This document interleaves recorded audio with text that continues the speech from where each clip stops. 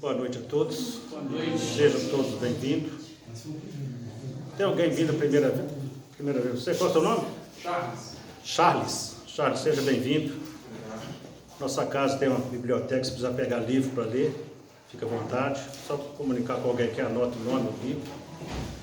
E a gente tem um estudo na segunda-feira, de 20 às 21 horas online, se você quiser participar. E temos também nas terça-feiras de 19h30 às 20h30, estudo. Se você quiser participar também pode vir participar, porque a gente está estudando o livro, está terminando o livro dos médios. Aqui. E de 20h30 às 21h30, reunião fechada para os trabalhadores da casa. E nas quinta-feiras, palestra pública. Seja bem-vindo toda vez que você aparecer aqui, tá bom? Trazer família, filhos, se tiver, pode trazer, tem evangelização do lado aqui. Mas eu vou ler um pedacinho do livro da Vida Feliz, um trechinho pequenininho. Deixa eu colocar meu ajudante aqui. Vida Feliz, psicografado por Divaldo Franco, ditado por Joana de Ângeles. Caminhe um pouco ao ar livre. Tranquilamente descobre a natureza que te abençoa a vida. Esparece, saindo deste turbilhão em que te encontras, deixando a imaginação voar.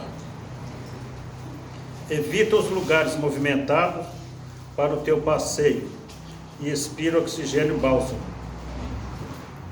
Expira oxigênio bálsamo da floresta, da montanha e do mar. Refaze conceitos, acalma-te e abençoa a vida, na forma como te é presente. A tua presença e existência é rica do que necessita para ser feliz. E é isso. Um trechinho interessante, né? Geralmente quando a pessoa está com um tipo de problema, geralmente a pessoa tem que escolher um cantinho mais tranquilo para a gente acalmar os ânimos, né? Porque não adianta procurar tumulto, porque só vai sair com a cabeça mais quente ainda, né? Agora nós vamos fechar nossos olhos, fazer uma oração. Obrigado, meu Deus, por esse momento de estarmos mais uma vez aqui reunidos para esse estudo de hoje. E que possamos, Senhor, sair daqui melhor do que voltamos, de que viemos para cá, né? E que o Senhor envolva a nossa palestrante de hoje, a Flávia. E que possamos, Senhor, agradecer sempre. Pedir menos, agradecer mais, né? Porque muita gente pede e esquece de agradecer. Senhor Jesus, obrigado por hoje, obrigado pelo café da manhã, pelo almoço, pelo ar que respira, pela água que bebemos. Obrigado pelo nosso trabalho, nossas casas, nossos lar, pelos nossos familiares. Ampare, Senhor, os moradores de rua, os orfanatos, os presídios, os hospitais, que leve muita luz e muito amor para todos eles. Obrigado, Senhor, hoje, agora e sempre. Que assim seja. Flávia, com você.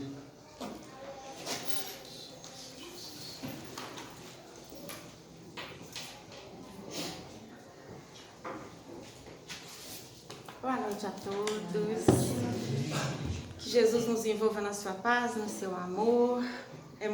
De pronto, eu já quero agradecer a oportunidade de estarmos aqui reunidos. É uma casa de muitos rostos assim felizes quando a gente chega, né? A gente é muito bem recebido. Quero agradecer o convite. Eu trouxe um assunto para a gente conversar essa noite, que são os olhos, né? Diferente falar disso, né? Mas a gente precisa falar um pouquinho dos recursos que nos foi dado para operar no planeta, para a gente trilhar a nossa evolução. E os olhos é um recurso assim fundamental, né, para nós. O tríplice aspecto da doutrina espírita, que é ciência, filosofia e religião, a nossa ciência é uma ciência de observação. E observar, os olhos nos permite muito fazer isso com muita facilidade. O que a gente precisa ficar atento é que todos os recursos que nós temos, né, é pra gente, assim, o que fizeste dos talentos que eu te dei. É para você fazer bom uso, né? É pra gente aprender a utilizá-lo para o bem. É pra gente aprender a utilizá-los para servir, né? E é disso que a gente vai falar um pouquinho. Será que a gente tem feito isso? Tem utilizado bem os nossos olhos, né? Tem sido para o bem? Tem sido em benefício da nossa evolução, em servir o nosso irmão, né? E esse capítulo é do livro Pão Nosso, que é uma psicografia do Chico Xavier, né? O benfeitor que elucida as passagens é o Emmanuel, é o capítulo 169, Olhos, que chama. E é um trechinho da segunda epístola de Pedro, né? Que é o capítulo 2, versículo 14, que Pedro fala o seguinte: eles têm olhos cheios de adultério, né?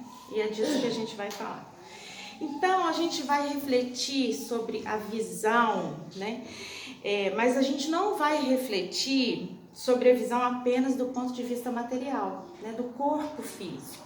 A gente vai refletir a visão sobre o ponto de vista espiritual, né?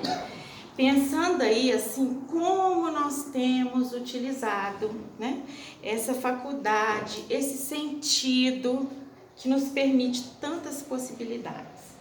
Então, se a gente está utilizando para o bem, se estamos educando, né, e isso é uma coisa que a gente está aqui para se educar, né? Nesta educação, é quando a gente se educa com o Evangelho, com o caminho que o Cristo nos colocou, é nessa educação que a gente consegue essa transformação e a gente consegue o nosso objetivo, né? Que é crescer, que é evoluir, né?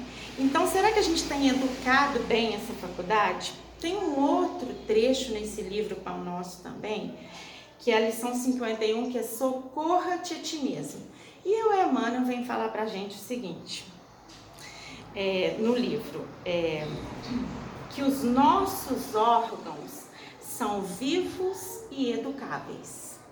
Então, todos os nossos órgãos são vivos e educáveis, né? E quem comanda todos os nossos órgãos é nós espíritos, né? Apesar de estarmos operando num corpo físico, nós comandamos e educamos esses órgãos. Então, a gente está usando os nossos órgãos principalmente para o bem. A gente precisa educar esse sentido, essa faculdade, que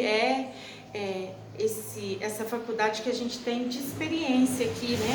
Que a Terra está reencarnada nos permite, né? Então, a gente vai refletir isso à luz da realidade espiritual e à luz do Evangelho. Então, gente, eles têm olhos cheios de adultério. Nessa capítulo 2, versículo 14, que Pedro fala na segunda epístola, o primeiro ponto a gente vai à questão do adultério, né? E a gente vai ter que ampliar nosso pensamento, nosso raciocínio, quando ele fala que a gente tem os olhos cheios de adultério. Porque Pedro não está referindo apenas aos indivíduos que vão olhar para uma mulher com desejo, ou que a mulher que vai olhar para um homem com desejo, né? Olha com anseio de adultério, com concupiscência, né? Ambição, desejo desmedido. Nada disso. Não é só isso que o Pedro vai falar pra gente, né? Ele vai se referir, ele não vai se restringir, né, a essa colocação de desejo, né, de cobiça, de mudança, de olhar o outro com desejo de estar junto. Não é sobre isso que ele vai falar. Não é essa colocação de comprometimento e desejo. E ele não está falando disso. Isso também, ele está se referindo a isso também. Ele vai entrar, mas aqui ele está se referindo a um sentido maior, né, do que apenas a traição conjugal. Porque quando a gente fala em adultério, que vem na mente da gente, até mesmo a passagem evangélica que vem nos nossos pensamentos é da mulher adúltera, né? Assim de pronto é o que vem, assim de pronto na nossa cabeça. Mas não é disso. A figura do adultério ou da adúltera, né, no contexto das escrituras, em múltiplos níveis, né, faz a referência da alma que se desvia da lei divina, Isso é estar adulterando, né? Não é nesse desejo apenas, é quando você se desvia da lei divina. Então, gente, a gente vai caminhando pensando assim, nós temos olhos adúlteros, né? Porque a gente se desvia da lei divina. Nós estamos num planeta de provas e expiações porque ainda estamos muito, né, longe de ficar no comprometimento com a lei, de entender, compreender e praticar a lei divina, né? Quando a alma que se desvia da lei, atire a primeira pedra quem não tiver pecado, que é essa passagem que o Cristo fala, né? Que eles vão até ele, apresentam a mulher adúltera e ele pega e fala, atire a primeira pedra quem não tiver pecado. Ele não fala assim, quem não tiver cometido adultério, né? Quem não tiver estado com outra pessoa, ele não fala isso. Quem atire a primeira pedra, quem não tiver cometido pecado, né? Então, aquele que olha no sentido de cobiçar uma posse que alguém tem, olha que coisa complexa para nós, é muito sério isso. Aquele que olha no sentido de cobiçar a posse, sabe? O carro do fulano, meu vizinho troca de carro todo ano, né? Como que ele faz isso, né? Aquele que olha concebendo ali a maledicência, enxergando o aspecto negativo do outro. Isso acontece muito conosco nas casas espíritas, as pessoas vêm estar conosco, aí começam estudando conosco, estão empolgados, aí estão com problema, a gente acolhe, né? Geralmente os trabalhadores da casa acolhem, aconselha, e eles estão com a gente, começam a estudar e melhoram e vão, né? Assim que acontece, e aconteceu com muitos de nós e vão. E aí quando ele volta a gente olha e fala, voltou, já sei que não vai ficar. E não quer saber de nada, né? Assim, a gente olha com esses olhos de maledicência. Porque a gente fala em evolução, a gente fala em reencarnação, mas na hora que a gente precisa colocar isso na prática, a gente fala, não muda não. Não tem jeito não. Fulano não muda não. Quer essa idade? Não muda mais. Não pode, gente. Nós somos reencarnacionistas. Todo momento, estando reencarnado, é momento de despertamento, de aprendizado. Não tenhamos dúvida disso, né?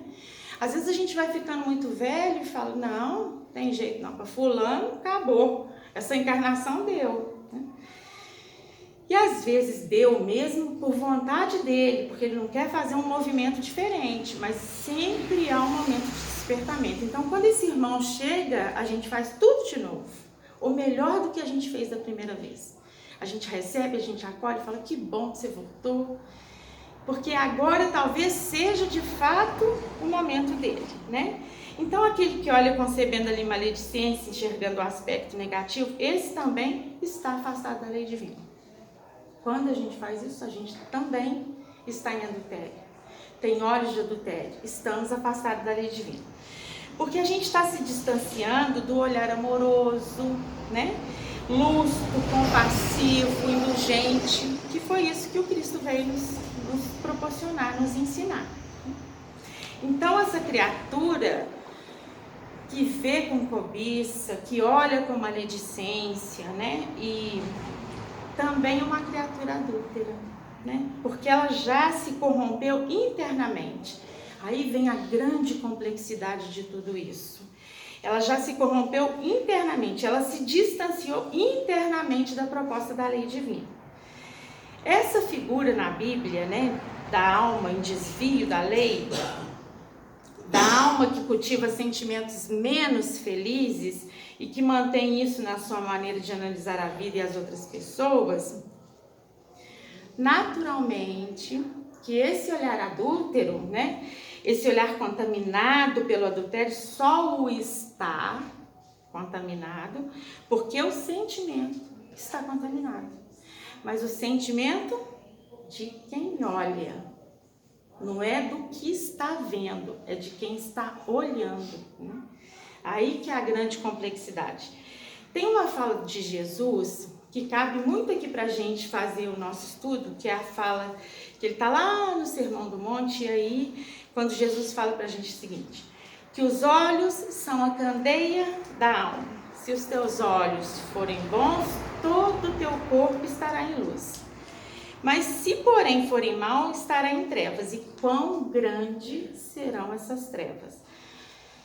Eu não sei, gente, eu não sou nova não, né, de jeito nenhum, mas eu de fato não conhecia candeia, ou seja, eu conhecia sim, porque...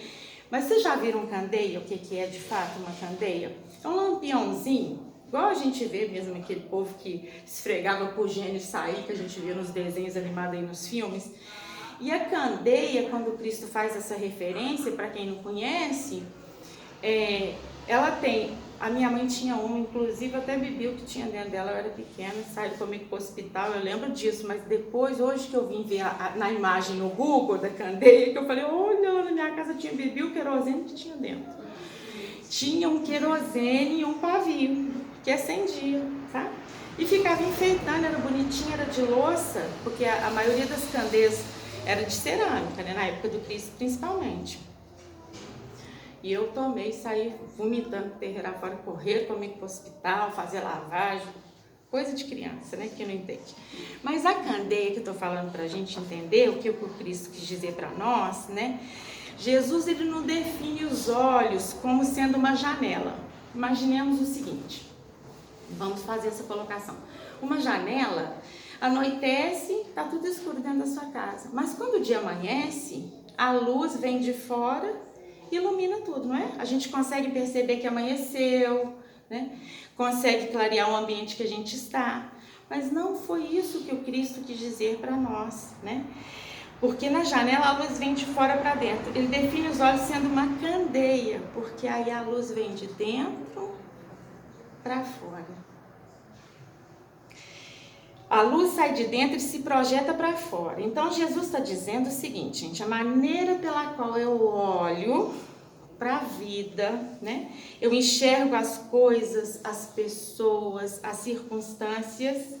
Isso diz muito sobre o meu sentimento, sobre quem eu sou, sabe?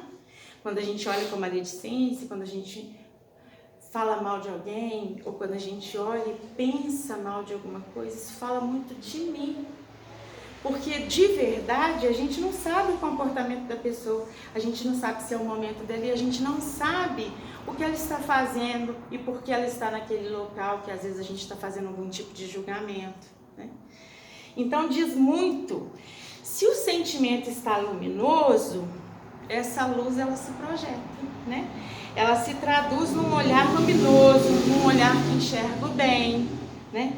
Que destaca o bem, que fixa no bem, que olha a melhor parte. A gente olha para a vida olhando a melhor parte?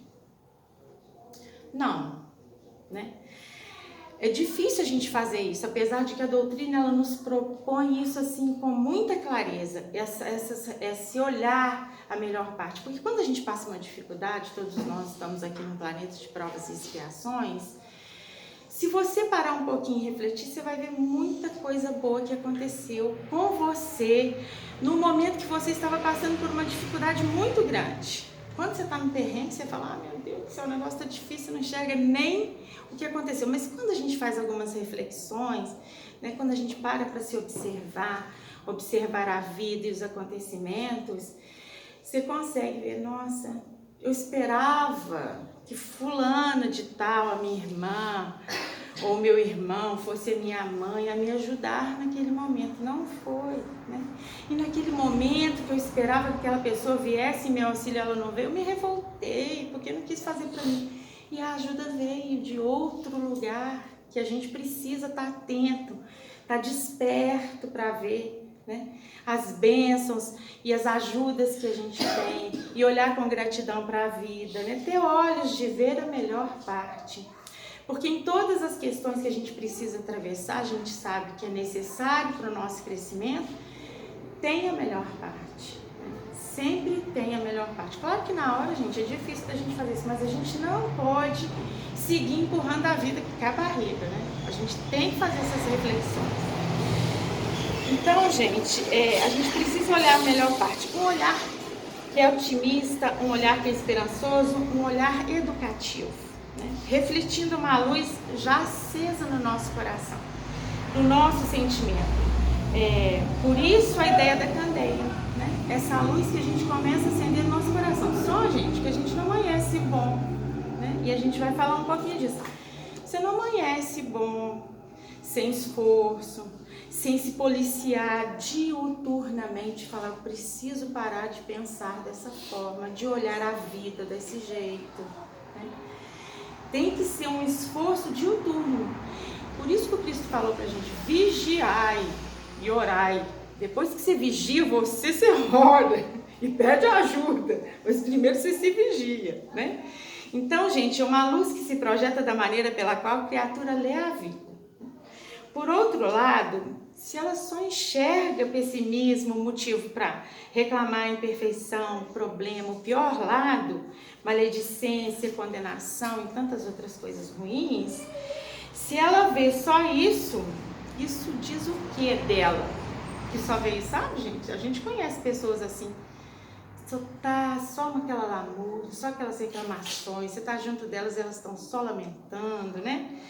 Isso diz muito dela. Diz que internamente ela não tem luz para projetar, né? E tá tudo bem.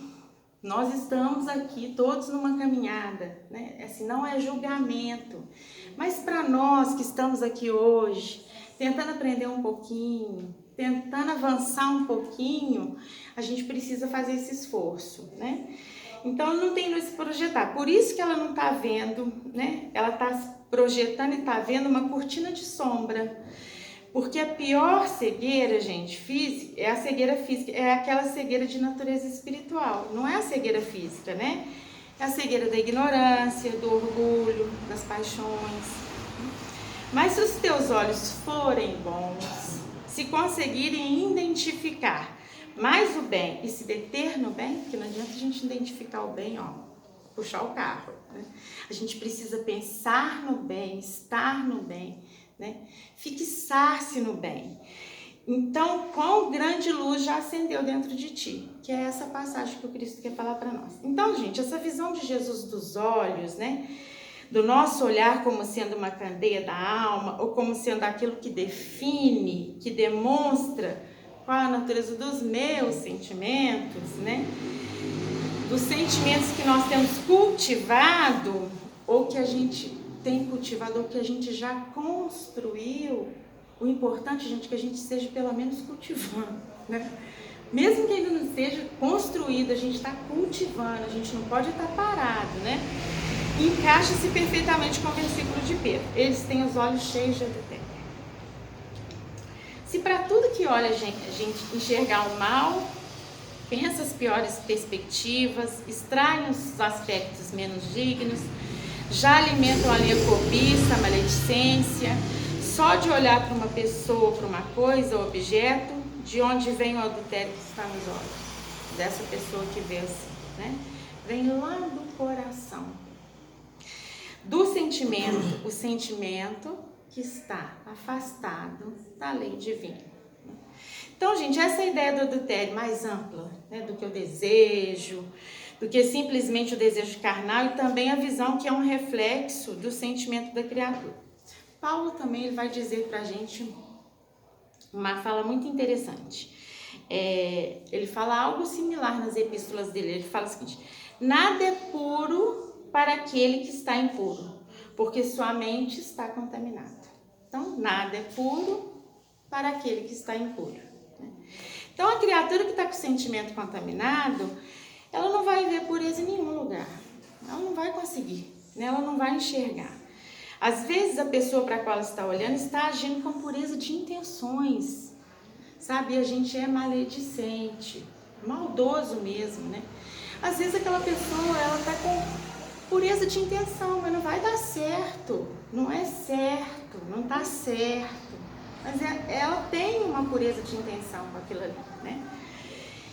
Mas aí ela tá viciada nos sentimentos, nas análises que a gente vê, a gente já tem esse vício. Sabe como que a gente fala? Ah, pra cima de mim não vai me enganar. Ah, de novo não me engana não. Não é assim que a gente pensa? Ih, tá achando que eu sou bobo? Eu não sou bobo não. Às vezes essa proteção que a gente acha que a gente é esperto, que a gente é inteligente, ninguém me engana, isso aí é muito ruim, né? A gente fica viciado nesses sentimentos e análises, né? E vê a impureza onde ela ainda não existe, ou então aonde ela ainda não aconteceu. Nada é puro para aquele que está impuro. Vamos fazer um exemplo seguinte. Se tiver uma conversação decente, viu, gente? Uma conversação decente sobre sexo, né? Não é baixaria, nem piada, nem nada disso, não. A criatura vai ver o aspecto menos digno do sexo, né? O prazer pelo prazer, sem comprometimento, sem respeito, né? O interesse pessoal acima de tudo, o desejo acima de tudo, nada de compromisso, de responsabilidade, porque essa pessoa, ela tá contaminada. Isso é ela, né? O sexo em si é uma questão divina para aqueles que tiverem olhos para analisar. A questão de ler essa força da vida com pureza, né?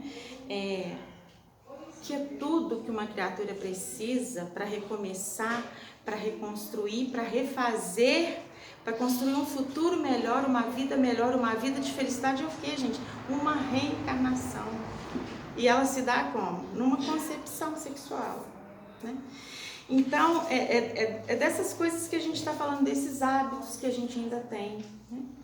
E a gente vai partir para os comentários de Emmanuel. Eu coloquei aqui os parágrafos para a gente ir comentando, porque para mim não ler no livro e voltar aqui nas minhas anotações. Então, no primeiro parágrafo, o Emmanuel fala para a gente o seguinte: olhos cheios de adultério constituem rebelde enfermidade em nossas lutas evolutivas. Rebelde enfermidade, é isso que a gente tem, né? Sabe-se lá quantas encarnações nós temos demandado, quantas lutas e quantas dores para a gente limpar esse olhar, porque tem que ser limpo esse olhar, né? A nossa trajetória evolutiva que é fadada à angelitude, que esse olhar de adultério a gente não vai chegar lá. É preciso que a gente tenha isso. Às vezes a gente pensa assim, nossa, é muita coisa para a gente fazer numa evolução, a gente tem muito que melhorar. Quando a gente começa a estudar, quando a gente começa a refletir, você sabe o que te falta, o que te abunda, o que ainda está te faltando. Aí você fala, nossa, quão difícil é isso, mas aí a gente começa, de pouco em pouco, começa dos olhos, né? Vamos começar dos olhos e vamos fazer o esforço. Então a gente precisa limpar esse olhar, precisa remover essas impurezas, essa cegueira, né? Com os cegos do Evangelho, né? Cego de Betsaida, o cego de Jericó, o de nascença, né? Que nós possamos, ao toque de Jesus, enxergar. Mas para nós, o toque de Jesus é o entendimento do Evangelho, é a vivência do Evangelho, é a vivência do caminho que Ele deixou para nós, né? Que nesse toque de Jesus a gente possa remover esses véus que contaminam a nossa visão, que nos fazem ver a vida, as pessoas e as circunstâncias só pelo pior lado, né? E a gente já perdeu muitas oportunidades de identificar o bem, de fazer o bem, né? De cultivar o bem, de investir no bem, porque os nossos olhos não conseguiram. Os nossos olhos estavam cheios de adultério. Então, gente, onde tinha uma oportunidade de servir, de aprender, de ser útil, nós vimos algo a condenar. A gente vê alguém tentando fazer uma coisa e você fala, nossa, isso não vai dar certo, né? Ou não deu para fulano, ou então numa casa eles já tentaram fazer isso, não deu certo, né? A gente tem aquela ideia pronta, aquela resposta para tudo, né? A gente vê algo para condenar, eu não vou fazer parte disso não, isso não vai dar certo não, né? Algo ou alguém que a gente exclui do meio que a gente está, né? Despreza, né? Algo pelo qual a gente reclama, a gente se revolta. Jesus viu em Saulo, em Madalena, em Pedro, nos apóstolos, em nós e tantos outros, porque em nós também, gente, corações sedentos de renovação. É isso que o Cristo enxerga em nós, né? Corações sedentos de renovação. Enquanto os fariseus, eles só viam pecadores desprezíveis, porque os olhos deles estavam cheios de adultério, né? Então, uma rebelde enfermidade que o Emmanuel fala pra gente. fixados na impureza externa, não percebendo que boa parte dessa impureza não está nas pessoas que a gente olha, que a gente observa, né? Nem nas circunstâncias, mas em nós mesmos, né? E ele segue falando assim pra gente, o Emmanuel: raros homens se utilizam dos olhos por lâmpadas abençoadas e poucos os empregam como instrumentos vivos de trabalho santificante na vigília necessária, né? Então, raros homens utilizam dos olhos como lâmpadas abençoadas na vigília necessária. Então, gente, instrumentos vivos na vigília necessária. Os olhos são instrumentos vivos na vigília necessária. Não é que Jesus não visse as imperfeições de todos aqueles que caminhavam com ele, de todos aqueles que ele escolheu, né? Não é que ele não via as imperfeições, não é que Jesus não visse os problemas do mundo. Ele precisava ver, é preciso que a gente veja, né? Precisa ver, estar vigilante para agir, assim como os discípulos, né? É que vendo, gente, ele não se detinha, ele não se limitava, porque o que a gente faz é o seguinte: você vê, a gente consegue ver o comportamento da pessoa. Você consegue ler uma pessoa, às vezes, dependendo da função que você tem, no atendimento que você faz, você consegue ler uma pessoa, e é preciso que você entenda isso. Isso faz parte do conviver, do conhecer. Nós estamos inseridos em sociedade para a gente aprender uns com os outros. Não tem problema que a gente veja, né? A gente não pode ser... O Cristo também via, mas a gente pode ver e não se deter, não se limitar àquilo. Não julgar aquela pessoa pensando assim: desse jeito aí que ele é, não dá não, né? A gente não pode se deter naquela parcela de sombra. Ou seja, você faz a leitura das circunstâncias, né? Chega alguém para você, está convivendo com você, você precisa estar com essa pessoa, faz a leitura das circunstâncias, do coração, viu que ali tem sombras e tem limitações, tudo bem, nós também temos, né? Alguém também está olhando para nós, está observando-nos, né? Ótimo, você já viu, você já está informada, agora como é que eu vou agir? Essa é a questão. O que eu vou fazer? Como eu vou agir, né? Aí você pensa, como? Aí você pensa no Cristo. Aí você pensa que você tá tentando vivenciar o Evangelho do Cristo. Pensa que você conhece Jesus, porque você está aqui buscando conhecer o Cristo, o caminho que Ele nos deixou, né? Então você fica, como que eu vou melhor agir? Mas não fica focado só naquilo que a pessoa fez. A gente fez um curso uma vez de diálogo fraterno na Casa Espírita, lá na Rua Sampaio. E a Consolação, ela falou, eu vou falar aqui porque ela falou lá também para todo mundo, que era muita gente de várias casas, a gente estava fazendo um curso. Na nossa casa nós éramos 6 pessoas, então ela falou o seguinte, que ela estava no atendimento fraterno, no diálogo fraterno, e aí, por acaso, lá a escala, tudo muito bonitinho, tudo muito organizado na Casa Espírita, né? Tem escala de trabalhadores, e naquele dia ela estava escalada e chegou o sobrinho dela, ele nem sabia que ela estava escalada, nem que ela estava no atendimento. E ele chegou e contou que ele matou uma pessoa para ela. E aí, né? Eu tinha um amigo que a gente fazia visita, um senhor... de quase 80 anos que ele fazia visita comigo no oncológico, e às vezes a gente chegava, a situação era muito terrível nos quartos, assim, principalmente o pessoal que estava iniciando na visita, e às vezes era um cheiro ruim, era uma lesão com cheiro muito fétido, ou alguém que tinha evacuado e não tinha trocado a fralda ainda. Ele falava, que a gente olhava pra gente e falava assim: não franze a testa. Então a gente precisa pensar nessas coisas. Então você faz, ela imagina só, ela ouvindo o sobrinho falar que matou e que estava lá fechado no apartamento, o corpo e tudo. Que situação, né? Passa 1000 coisas na cabeça da gente, porque a gente também não é perfeito, mas a gente precisa fazer o que ela fez, né? A orientação que ela deu ele de se entregar e, né? Apesar de, olha que coincidência, ele era parente dela. Então, gente, você vê, não fica focado na sombra, volta para a luz, porque eu sei que tem que voltar para a luz. Se a criatura está desejando ainda estar na sombra, é um desejo dela, não é seu. Volta você para a luz, né? Volta para a luz. Tenta agora trabalhar as potências, né? Tenta destacar as coisas positivas.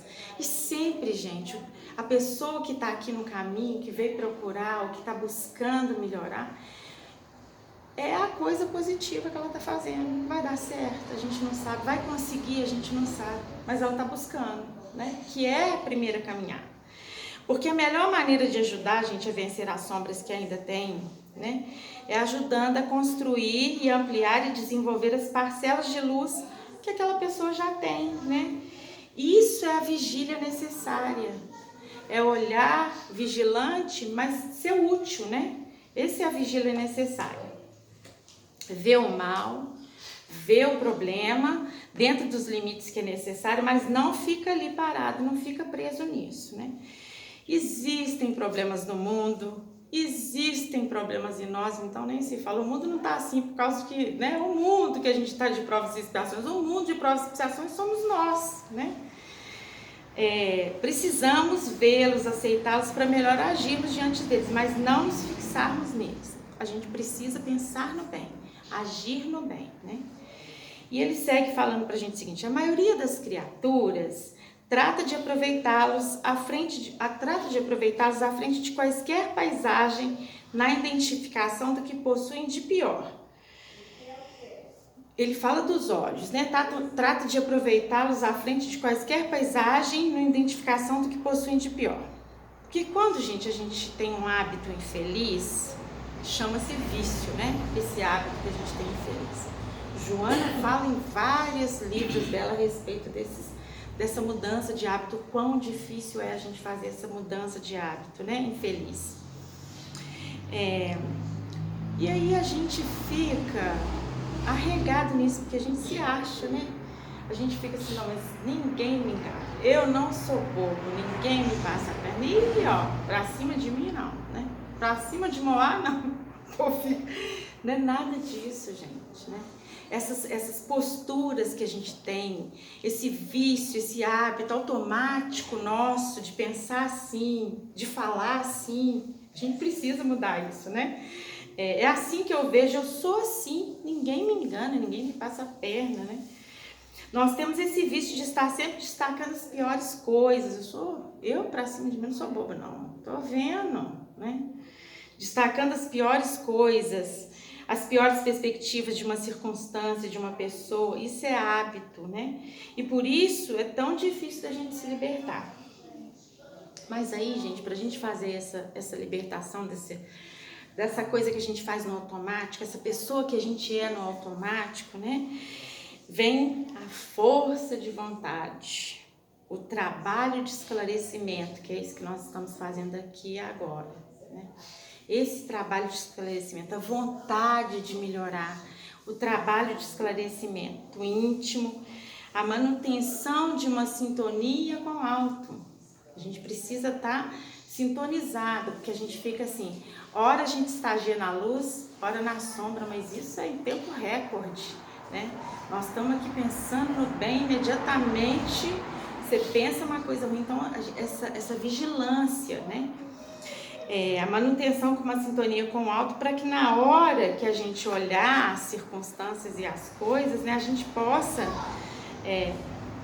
a gente passe por esse hábito, gente, porque a gente vai passar, porque isso somos nós, uma mudança, é um processo de transformação, né? Mas a gente passa por esse lado, mas passa rápido. Eu falo, gente, eu preciso melhorar. Pensei isso e penso assim, mas eu preciso pensar diferente, né? Então a gente tem essa tendência de buscar o lado pior, né? Mas já não fica tanto tempo ali pensando no mal, né? A gente faz um movimento consciente, e esse movimento consciente é fazendo uso da vontade de melhorar, de ser melhor, de fazer diferente, né? O mal, viu? Identifiquei o mal, e agora? O que eu posso fazer diante dessa circunstância? Aí você começa a treinar com a vontade, com a consciência, a passar e ficar aí menos tempo olhando pior, né? Até que com o tempo, que é isso que a Joana propõe pra gente, né? com esforço, a gente começa a iniciar pelo lado melhor. Joana fala assim, se você mudar um hábito, você vai fazendo aquele esforço vigilante mesmo, tomando conta de si mesmo, para você mudar um hábito que você tem. E aquilo é doído, é difícil, é diuturno, mas ela fala que tanto esforço você vai fazendo, sabe como, gente? Tipo, eu sou uma pessoa explosiva. E eu ainda sou assim, todo mundo que vem falar, e quando dá uma confusãozinha lá na minha casa, na minha família, eu sou a primeira que mais braveja com todo mundo. Então eu vou fazer um esforço, a proposta de Joana é isso, um esforço. Como que eu faço? Encho a boca d'água, a aguinha da paz, o Chico fala, né? Enche a boquinha d'água, não cospe nem engole. E aí você vai fazendo esse esforço, até que um dia, essa resposta, essa é a proposta de Joana, ela é automática. Você vai se esforçando, um dia você vai fazer automaticamente. Essa é a mudança de hábito para tudo que a gente precisa fazer na nossa vida, né? Para tudo que a gente precisa mudar. Observar, gente, a gente precisa observar só para aprender. Só para aprender e para ajudar. Aprender e ajudar. Né? O que não for útil, dispensa, que aí você está complicando a sua encarnação. Né? O outro já está complicado. Tudo é um processo, como qualquer hábito na nossa vida. Então, para isso eu preciso introjetar luz, preciso de consciência, para isso eu preciso de estudo, preciso de sintonia e para isso eu preciso de vontade, que é a maior potência da alma. Fazer uso da minha vontade. A vontade que vai internamente fazer a minha mudança.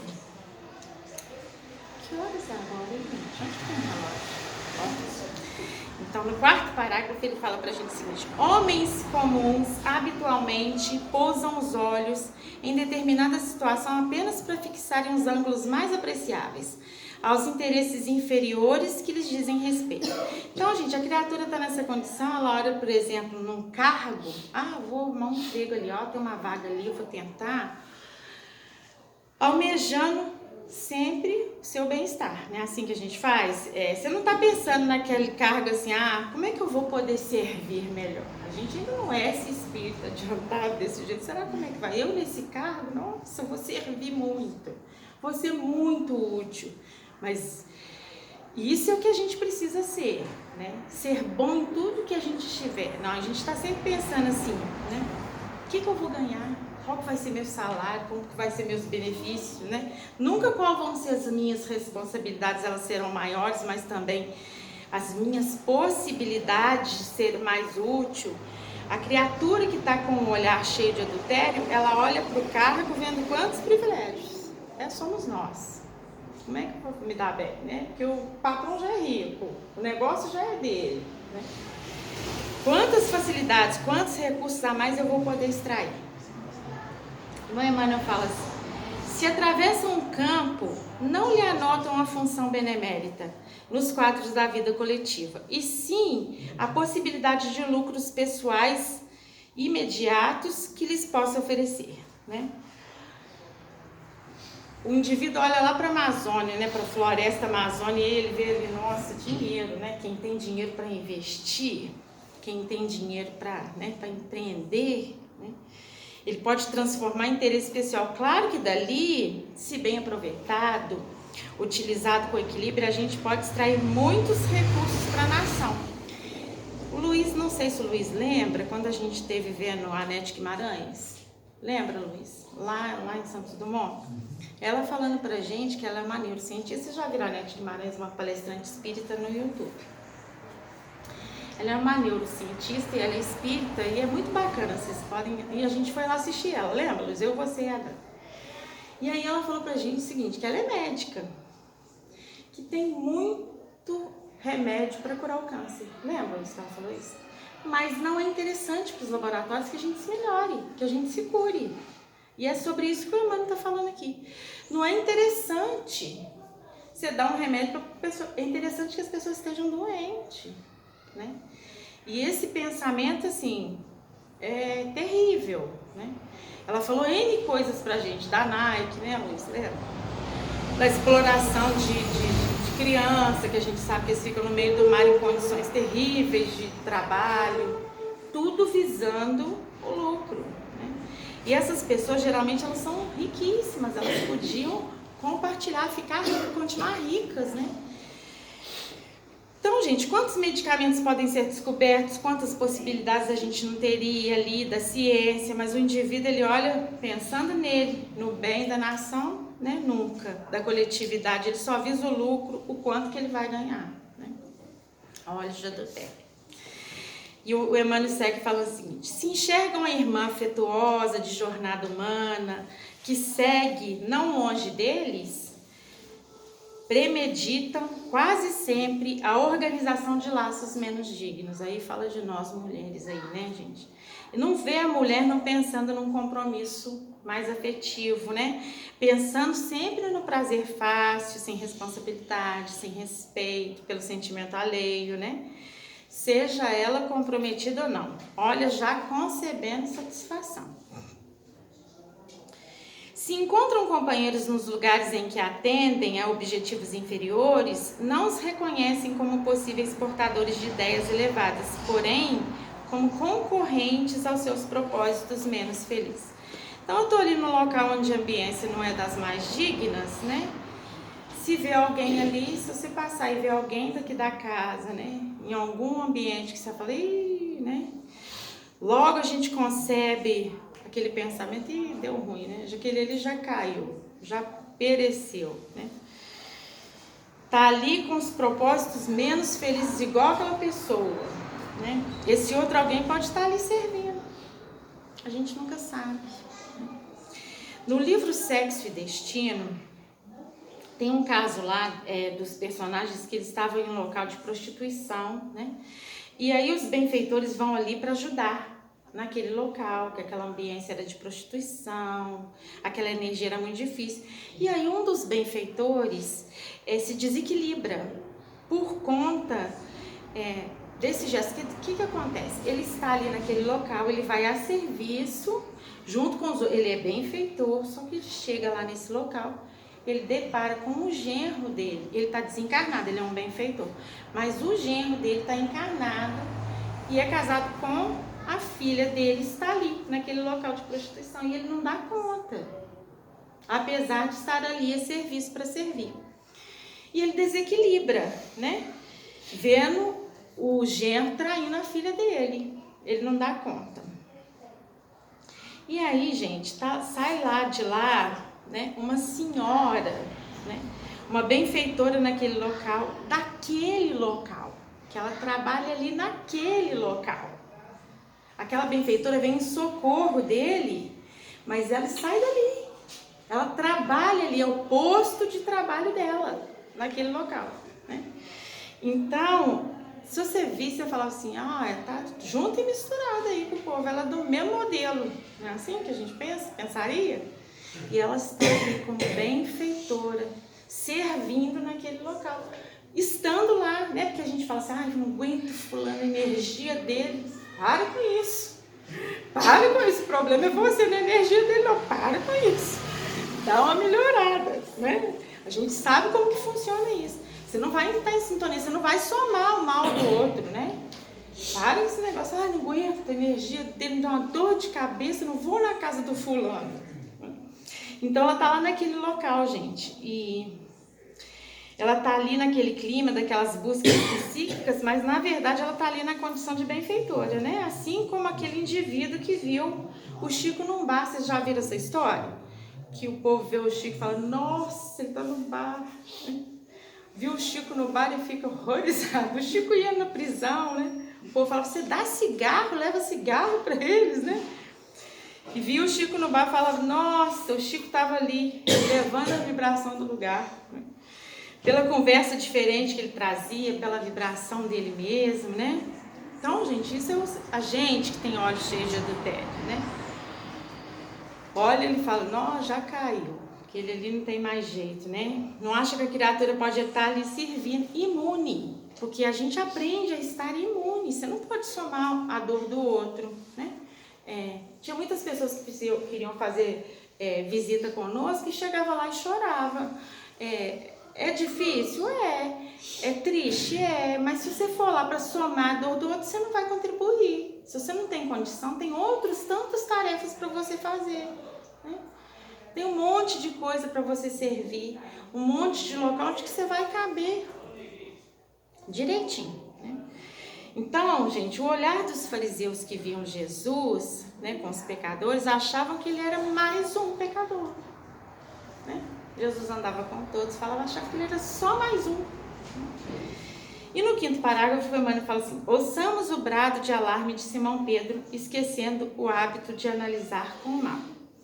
Então, quantas vezes esse hábito ainda está conosco, né? Até mesmo o indivíduo que muito se equivocou no passado, que cometeu um crime, que se transviou e meteu os pés pelas mãos, né? E aí ele chega, passado um tempo, né, em uma nova circunstância, talvez ele tenha cumprido a pena dele, né? Já tenha prescrito o crime, cumprido a pena, né? E ele chega numa nova circunstância, e qual que é o meu primeiro olhar? Muitas vezes analisar com o mal. Falei, será qual que é a próxima dele agora, né? O que ele vai aprontar? O que ele está preparando, né? E aí a gente acredita em mudança, a gente acredita em evolução, mas a gente não dá oportunidade para as pessoas. A gente tem olhos maus, né? Eu já começo analisando toda a ação ali com o mal. E às vezes ele de fato se transformou, se renovou, ele é uma outra pessoa. Não me cabe julgamento, né? Vendo o mal em lugar que ele não existe, isso é pior, gente. A gente vê o mal onde que ele não existe. Isso é muito terrível da nossa parte, né? E aí o Emmanuel segue falando o seguinte: olhos otimistas saberão extrair motivos sublimes de ensinamento nas mais diversas situações do caminho em que prossegue. Olhos otimistas, gente, não são olhos ingênuos, né? Não pensa que fica preocupado se os outros te achando bobo, não.